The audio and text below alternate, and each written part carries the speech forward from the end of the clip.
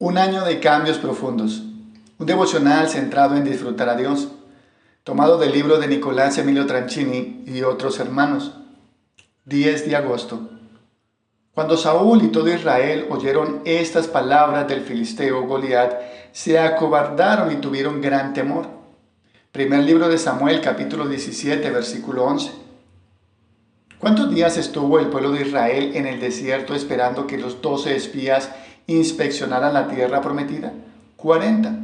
¿Cuál fue su reacción al recibir el reporte acerca del poderío de sus habitantes? Gran temor. Ver por ejemplo Números capítulo 14, versículo 9. ¿Cuántos días estuvo el pueblo de Israel escuchando el desafío del gigante Goliat? 40.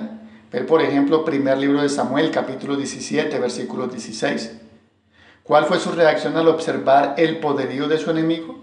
El mismo que tuvieron sus ancestros unas generaciones atrás. Se acobardaron y tuvieron gran temor. Medita unos instantes en la siguiente pregunta. ¿Qué fue lo que pasó por la mente del pueblo de Israel durante esos 40 días? No hace falta especular demasiado, ¿verdad? Podemos intuirlo por su respuesta. En su cabeza había una frase que se repetía de forma constante y que aplastaba sus pensamientos con angustia y temor. No podemos hacerlo. Nosotros no podemos vencer a estos habitantes. Por ejemplo, Números capítulo 14 del versículo 1 al 4. Nosotros no podemos vencer a este gigante. Ver por ejemplo el primer libro de Samuel capítulo 17 versículo 24. No, no, no. Es imposible. No podemos hacerlo. ¿Te imaginas ser martillado por esa clase de pensamiento durante 40 días y 40 noches? ¿Has pasado alguna vez por un estado similar? ¿Has vivido momentos donde solo puedes escuchar la voz de tu propia derrota? El temor hace la pregunta incorrecta. El que teme se pregunta, ¿qué puedo hacer yo? Esta pregunta es extremadamente engañosa y dañina. ¿Por qué? Porque es una pregunta mal enfocada. Se limita a considerar las circunstancias y evalúa nuestra propia capacidad para superarlas. ¿Puedes verlo? La amenaza nos vuelve humanistas, elimina a Dios de la escena y activa un sistema de autodefensa. Nos hace estar ensimismados en nosotros mismos cuando deberíamos hacer lo opuesto, mirar hacia arriba en vez de mirar hacia adentro. En contraposición, la fe hace la pregunta correcta. El que cree se recuerda a sí mismo.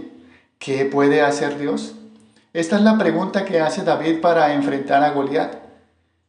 ¿Quién es este filisteo incircunciso para desafiar a los escuadrones de Dios viviente? Ver por ejemplo, primer libro de Samuel, capítulo 17, versículo 26, parte B. David no se enfoca en lo que él puede hacer. David se enfoca en lo que Dios puede hacer. Y David añadió, el Señor, que me ha librado de las garras del león y de las garras del oso, me librará de las manos de este filisteo. Ver por ejemplo, primer libro de Samuel, capítulo 17, versículo 37, parte B. El temor es amnesia. Es la incapacidad momentánea de recordar quién es Dios. Es olvidar su poder, su amor y su compromiso incondicional de cuidarme, pastorearme y protegerme. Ver por ejemplo el Salmo capítulo 23, Mateo capítulo 6 del versículo 26 al 32 y Lucas capítulo 12 del versículo 29 al 30. Temer es también olvidar mi objetivo de vida. Es la incapacidad momentánea de recordar qué es lo que quiero. Es olvidar que mi meta no es obtener lo que temo perder. Mi máximo y último anhelo es disfrutar a Dios, amarlo, glorificarlo y buscar primero su reino.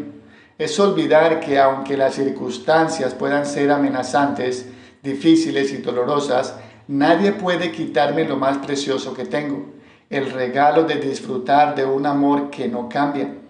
Pero por ejemplo, primera carta de Juan, capítulo 4, versículo 18.